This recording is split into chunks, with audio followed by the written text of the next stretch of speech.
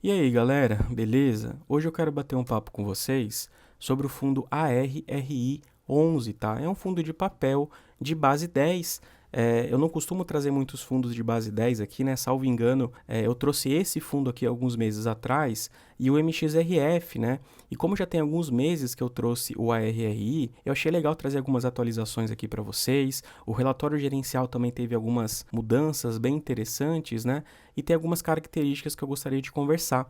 Então, se você não conhece o fundo, fica até o final do vídeo, porque é bem interessante a proposta dele, né? Para quem não conhece, é um fundo de base 10 extremamente high yield, né? A gente vai perceber que o cupom médio dele, só para vocês terem uma ideia, é de IPCA mais 10,30. Então, é um fundo voltado aí para você, investidor um pouco mais arrojado, que gosta desses fundos mais high yield, né? E por ser de base 10, ele tem outra atratividade. A gente costuma dizer que fundos de base 10 são aqueles fundos de troco, né? Então, muitas vezes aí vai sobrar, depois dos seus aportes nos fundos que você mais gosta, que você mais realiza os seus aportes, pode sobrar aí, sei lá, 20, 50, 80, 100 reais. E aí você já consegue comprar várias cotinhas aqui do ARRI, o que acaba sendo bem legal, né? Lembrando que isso você pode aplicar para qualquer outro fundo de base 10, tá? Isso aqui não é uma recomendação de investimento. Bom, pessoal, antes de iniciar, eu vou pedir só gentilmente que você perca 5 segundos da sua vida para deixar o seu like, porque ajuda muito aqui o canal a crescer. Eu já disse para vocês em outros vídeos, né? Como o canal ainda é pequeno, a gente tem aí 3 mil inscritos, muitas vezes, se você deixa o seu like, a gente consegue atingir 100, 200, 300 pessoas a mais do que a gente atinge normalmente. E para nós que somos pequenos, aí, que a gente tem uma média de 1.000 visualizações por vídeo, né? Acaba impactando muito. A gente está falando de quase 30% a mais de visualização. Então eu conto com a ajuda de vocês, beleza? Bom, sem mais delongas, vamos analisar um pouquinho o fundo e eu vou utilizar aqui o relatório do mês de março, beleza? E aí, galera, é o seguinte, né?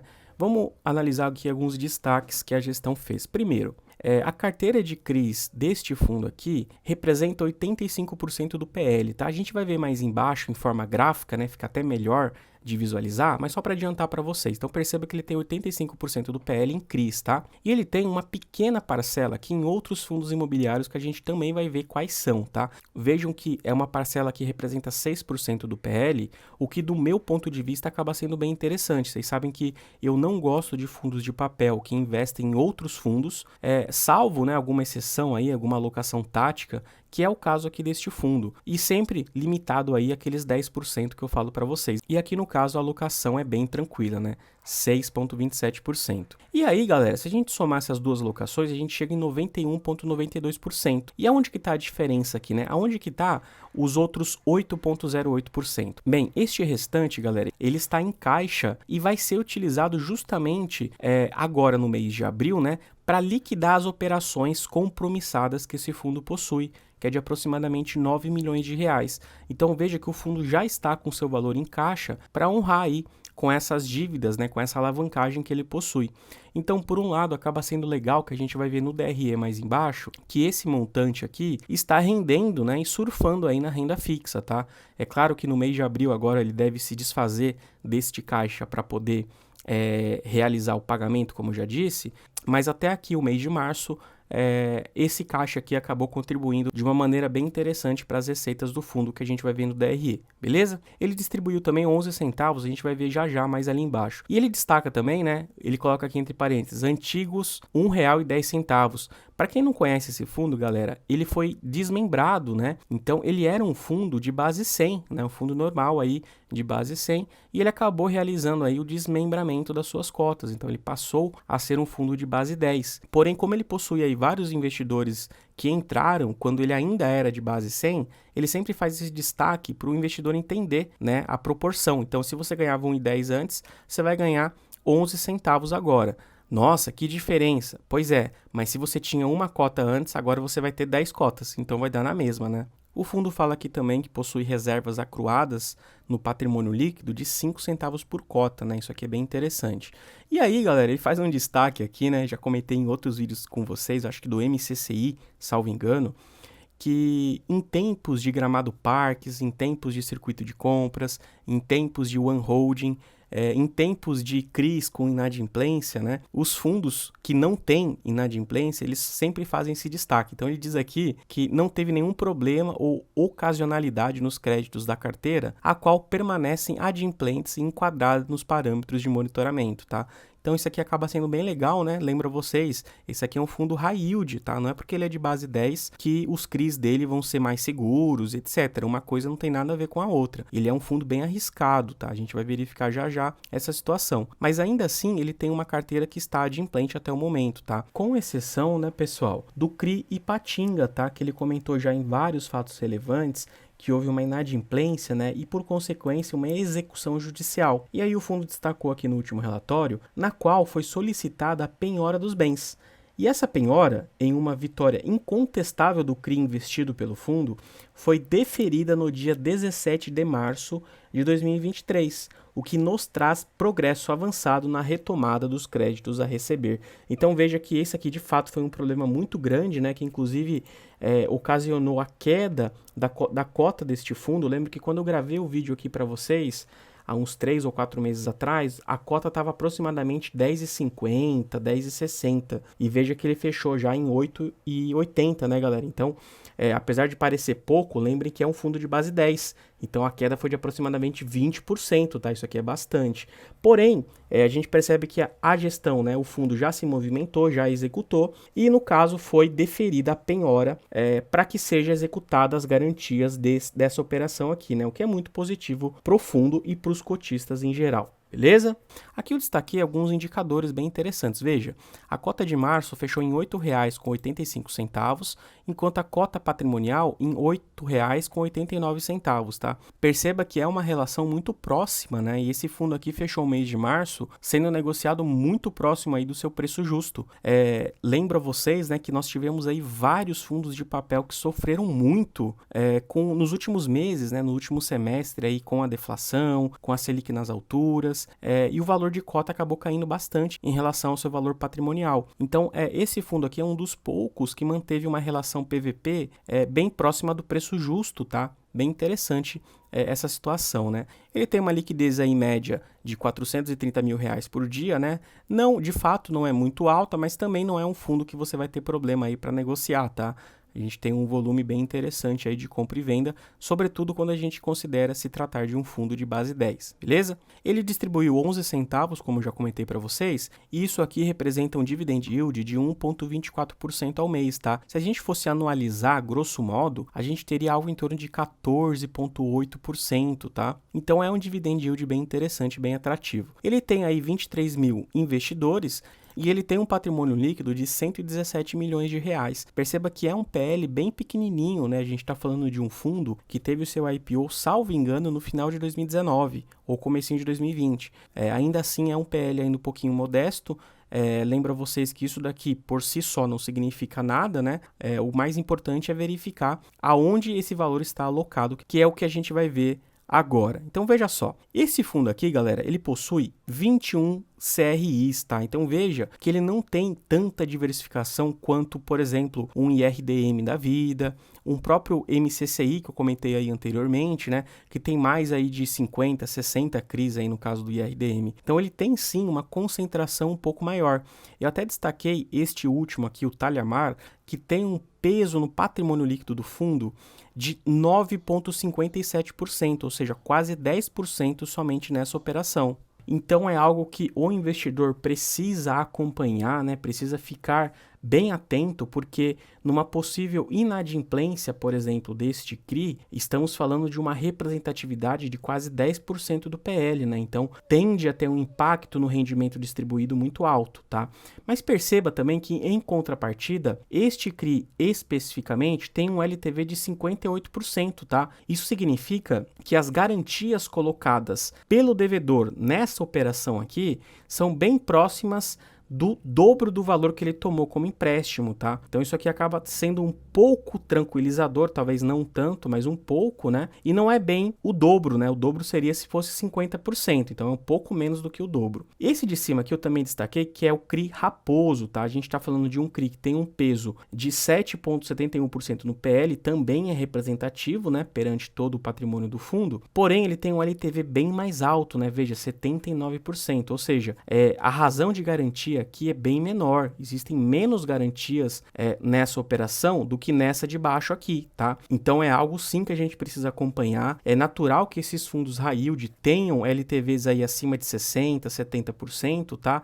Faz parte da característica, né, do fundo, faz parte da característica das operações que ele busca, porque você só consegue alavancar os seus rendimentos se expondo a mais riscos, né, pessoal? Eu comentei com vocês já que não existe almoço grátis, tá bom? Então é algo que a gente precisa ficar de olho sim e que tende a reduzir com novas emissões, né, galera? Porque quando o fundo consegue captar mais recursos, ele por consequência vai alocar esses recursos em novas operações, fazendo com que o peso de cada uma dessas operações atuais perante o seu patrimônio líquido seja reduzido, tá? Então é importante a gente acompanhar, verificar possíveis novas emissões, né? Claro, emissões aí no mínimo dentro do seu valor patrimonial, então é preciso aí que o valor de cota se iguale ao seu VP primeiramente, né? Mas é possível sim que a gestão consiga aqui diluir um pouco mais os riscos das operações do seu atual portfólio, beleza? Bom, continuando aqui, a gente tem alguns gráficos bem interessantes e que resumem muitas informações que eu já trouxe aqui para vocês. Então veja só,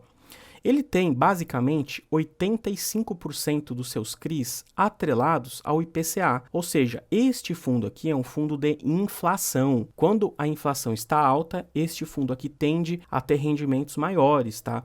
E por consequência, né, quando há uma inflação menor, quando há até mesmo deflação, que foi o que ocorreu no final do ano passado, esse fundo aqui tende a pagar menos rendimentos, beleza? Perceba que ele tem uma taxa média de 10,31% ao ano, né, da parcela de IPCA, e o CDI dele representa menos de 1% aqui, né, CDI mais 1,25% ao ano, uma parcela bem pequenininha de CDI. Olhando aqui para as características, veja que o próprio fundo destaca que ele tem mais de 75% de CRIs do tipo high yield, tá? Sendo que esse 75% dos high yield tem uma taxa média de 10,88% ao ano, né? Muito próximo aí da sua taxa média geral. E eu achei, pessoal, bem interessante, né? Bem curioso o fundo trazer este gráfico aqui. Eu particularmente não me recordo de outro fundo que traga aí de forma separada o quanto que ele considera high yield, quanto que ele considera high grade, middle risk, né? Então, bem legal, né? Bem diferente. E aqui a gente tem a setorização, olha só que interessante. Ele tem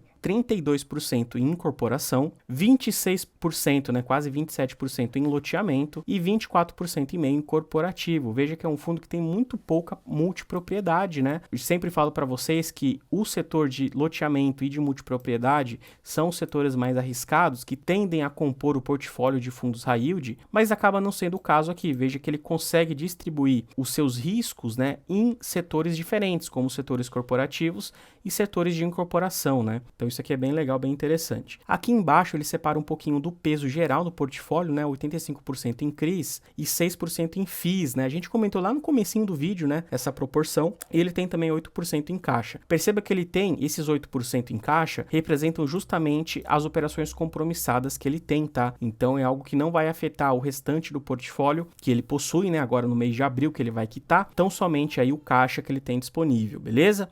Aqui tem um pouquinho da taxa média que a gente já conversou, né? Aqui embaixo ele separa por indexador, né? Veja que a maior parte aqui é em IPCA, que a gente já viu. Perceba que ele tem somente uma única operação atrelada ao CDI, né? Que representa aí 0,77% do PL, beleza? E aqui embaixo, pessoal, tem a alocação tática deste fundo, que basicamente é quais outros fundos imobiliários ele investe. Veja que ele tem aqui um peso bem legal em KNCR, né? 2,2% do PL.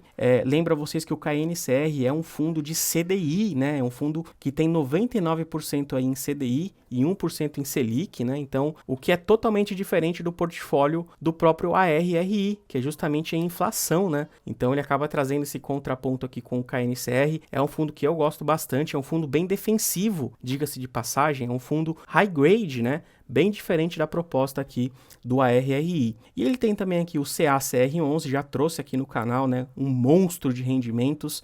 Pretendo trazer inclusive um novo vídeo atualizando aqui a situação do CACR11. É um fundo, como eu já disse, high yield, que vai totalmente de encontro com a proposta do ARRI. Tem um peso de 1,34%. E eu destaquei também esse outro aqui, o KNSC, outro fundo da Kinea, né? Ele tem aqui o KNCR e o KNSC. O KNSC ele tem uma pegada um pouco mais middle risk, né? Ele tem aí créditos mais seguros perante os seus pares, porém não chega a ser um high grade como o KNCR, como o HGCR, como o RBRR, etc. E o peso dele é de 1,11%, tá? Então, no geral, pessoal, sendo bem honesto, eu gostei muito aqui dessa carteira de FIIs dele, tá? Gostei bastante, talvez uma das minhas preferidas aí quando comparado a outros fundos imobiliários, tá? Achei bem legal, bem interessante, beleza? E para finalizar o vídeo, pessoal, vocês sabem que eu gosto muito de analisar DRE, né? E não vai ser diferente com esse fundo aqui. Então, eu separei aqui duas linhas que basicamente são a de juros, né? A receita de juros de CRIs aqui do ARRI e as compromissadas, que basicamente é a receita de caixa que ele possui, tá? Primeiro ponto positivo, vocês sabem, eu gosto muito de DREs que trazem aí o comparativo com meses anteriores, com vários meses anteriores, né? E aqui no caso do ARRI, ele traz aí os últimos 8 meses, né? O mês em questão e mais 7. Então, é bem legal, bem bacana, o que facilita aí o comparativo e facilita também o entendimento por parte do investidor, né? Veja que ele tinha uma receita aí de juros lá em agosto de 987 mil. Ela teve uma pequena queda, né, para 833, 819, 831 e 833 aqui em dezembro, muito por conta da deflação, né? O fundo sofreu bastante aqui no último trimestre de 2022. Aí ele começou a se reerguer um pouquinho, né, para 850, 858, e em março ele registrou uma receita bem abaixo aqui de juros de CRIs, tá? Então a gente precisa ficar de olho aqui, acompanhar agora o próximo relatório de abril para ver se ele consegue retomar o patamar aí dos 850, 880 mil, até porque essa receita que ele indica aqui embaixo de compromissadas, que é o caixa que eu já falei para vocês, ela não vai existir mais. Então veja que a gente está falando de uma receita que representou no mês de março algo muito próximo de 12, 13% aqui, né? Então é uma receita que não vai existir mais e, por consequência, para que o fundo consiga manter o seu patamar atual de distribuição, que foi de 11 centavos aqui, como vocês podem ver, né? Ele precisa ter uma receita um pouco melhor aqui. Tá? Então a gente precisa ficar de olho, caso contrário, existe uma forte tendência dele pagar algo próximo do mês de fevereiro, tá? De 7, 8 centavos. Então é algo que a gente precisa sim ficar de olho, beleza?